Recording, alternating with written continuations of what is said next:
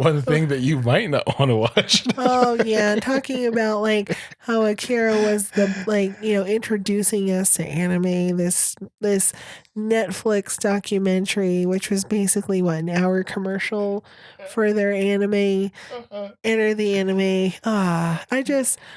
It was a commercial. There was no cohesiveness at all. Like it's the person who like, oh, they asked me to make this documentary of anime, but I have no idea what anime is.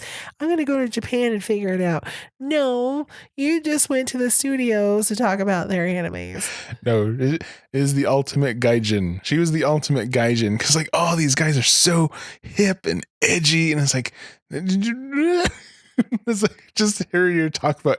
She would say edgy like almost every minute, and I'm just like, oh my gosh, stop it. Well, and also like anime is so weird, and Japan is so weird, and it's just different. Yeah, it's just different. It's a different culture. Like but yeah, it was one. Oh god, cinematography was terrible. The first half of the cinematography was pretty terrible. Cause like, oh my, like, what was it? I think it was Baki the Grappler. They were interviewing one of the directors, and the stupid camera angles, like the half thing, like, and they would just zoom in on their faces, and it's just like, no, just get a wide shot and interview them, or get the face shot and like if they move around a little bit, pull back a little bit. But it was like, no, it was just really, it was the like she. I will admit, because yeah, one of her goals besides discovering anime was getting better at her film work. It did get better. It actually did at the very end. As a person who loves cinematography, I could tell. It's like, okay, this is what she shot. You can easily tell what she shot first. And then you can easily tell she had more cohesive. It looked better as it went on, which is just like, no. She did accomplish her goal of being a better filmmaker near the end. Yeah, but she still didn't understand anime, and she admitted it. Yeah, they're just like, still don't get this, and it's like, but yeah, it's yeah, it just is a hour long commercial. Like, hey, like we got all these properties, watch them. Like everything from like Evangelion, Baki the Grappler, Ultraman, Agretzko, of course. Rilakama. I actually like that. Was actually like my favorite cute part because like I think I love stop motion animation. I think that's like my favorite thing, and just hearing them talk about. See, that's when it started to get good. That's when her cinematography got normal instead of trying to be weird, edgy, trying to make weird angles and weird effects. But she yeah, the Rilakama is my favorite because yeah, I love stop motion, and it's like it's fun because yeah, they talk. Was it the little winter, the cherry blossoms and stuff like that? When they're talking about winter, it being winter, like they actually got the data of like the sun, what time, like the sun, where it would be at that day and everything, and they just went with like it was pretty realistic. Yeah, for being stop motion. Well, and she was trying to make them all look so cool. Yeah, and you can see how some of them just weren't having it.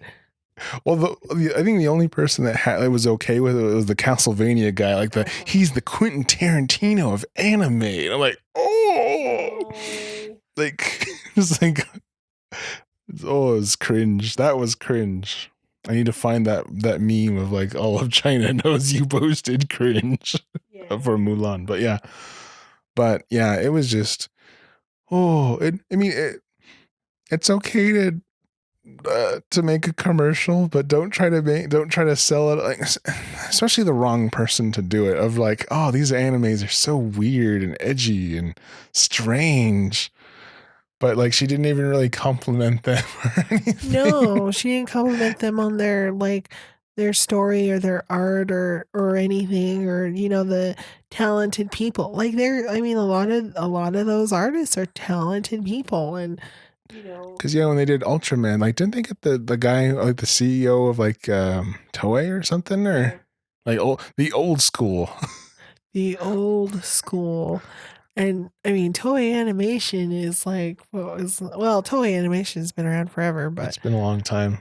It was so funny. I get it's so funny when I watch stuff like this with Todd, stuff that I know about more than Todd, and I pause it and I explain it to him, and just um it was just funny. But like we watched Agaresco, and then when they did the Relacamo one, he's like, "Oh, we watched that one." So, Hmm. but I mean, it's just a cultural difference. I think that's just what irritates me about people like, "Oh, Japan's so weird and anime is so weird," and it's just Well, they just see big chested women, and that's their first.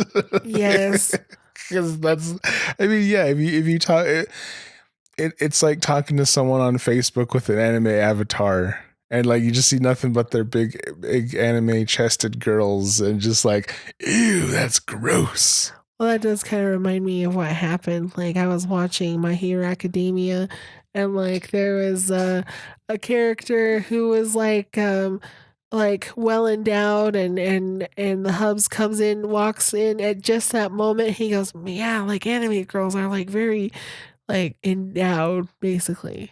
He just made a comment like why do they all anime characters have to look like that? And I'm like, no, they don't. Because Japan's having a population crisis. No, I'm just teasing. Well, they are, but I'm teasing about that. And that's a very interesting topic. I mean, Japan's population crisis, because it's just people just don't want to date. I don't. People don't. It's a mixture of people don't want to date. Women are actually much better in the workforce than men, and like the whole hikikomori, the Japanese hermits. There's a lot of that, and like I don't think there's as much there's not as much interaction. I don't know. I mean, like, because like I mean, people go to work. People.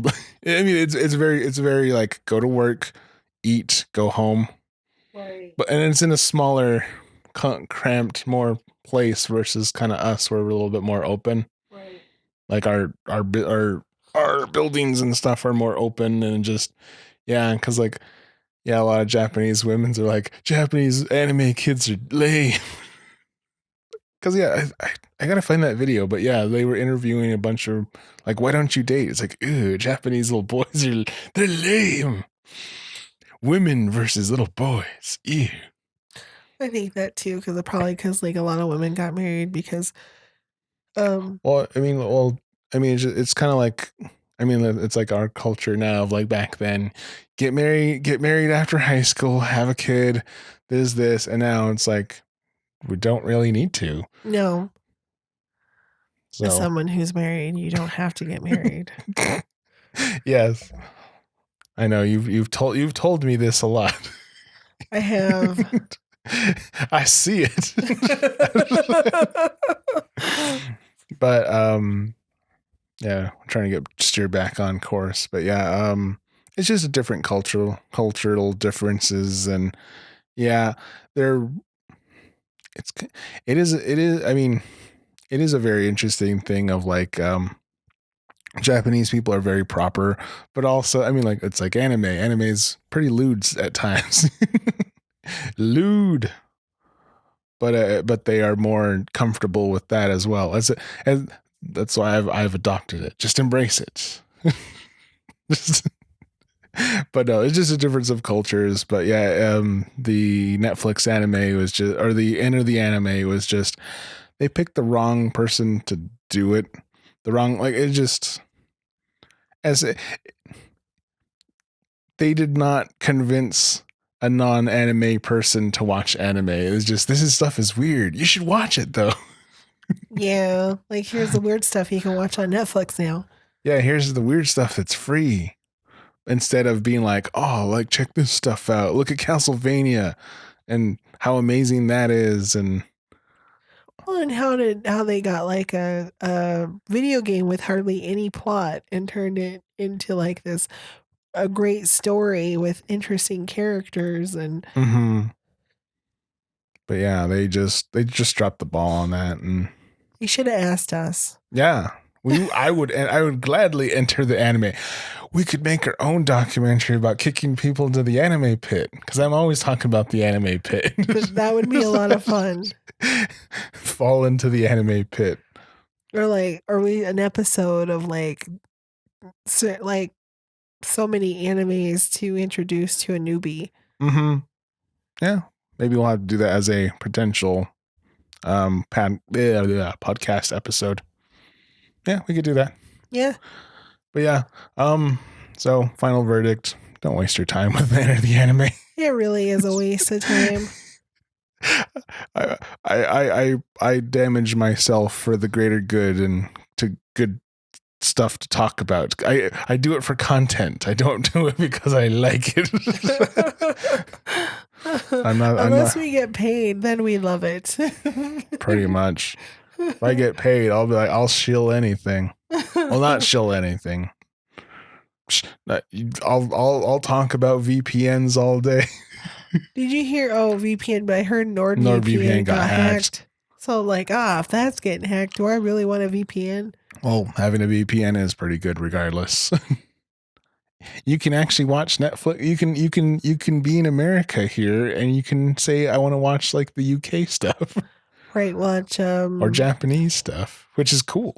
Trying to think of that Star Trek Discovery. Isn't that like on Netflix in England or something? So STD, right? Yes, STD, Star Trek Discovery.